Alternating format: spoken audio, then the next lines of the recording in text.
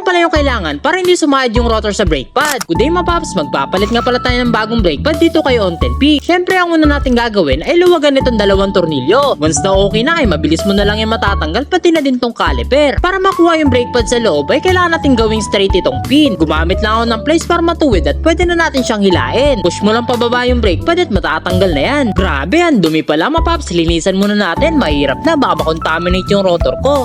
Malinis na. Kung mapapansin nyo dito, nakaumbok yung piston sa kaliwa. Kailangan natin matulak yan pero hindi ko siya kayang kamayin. Kapag pinasok mo kasi yung brake pad dyan, ay ganito yung magiging itsura niya. O diba, sobrang liit na lang ng space para sa rotor kaya tatama talaga siya sa brake pad. Para masolusyonan yan, ay gagamit tayo ng caliper spreader. Meron dun dalawang magnet, isang bilog at itong mahaba. Sinubukan ko tong mahaba kaso di natin mapasok sa caliper. Kaya yung bilog naman yung gagamitin ko. Di ko pa rin siya mapasok dahil nakaumbok yung piston sa kaliwa. Kaya tinanggal ko yung magnet sa right side at yun, okay na. Iikutin mo lang tong bilog sa baba at mapapansin mo na dyan na unti-unti na siya bumubuka. O diba, natutulak niya na paloob yung piston. Mas malawak na siya kaya kapag nilagay natin yung brake pad ay may enough space na para sa rotor. Syempre, huwag mong kalimutan nilagay itong pin dahil ito yung lock niya. Pwede na natin ibalik yung mga tornilyo pero make sure mo na nakasenter na siya sa rotor. Higpitan na lang natin ng maigi at okay na yan. Swabe, mas smooth na yung pag-ikot dahil hindi na sumasahid sa brake pad. So kung makakatulong to sa inyo ay nandiyan lang yan sa yellow basket. Yun lang mga paps, ride safe palagi.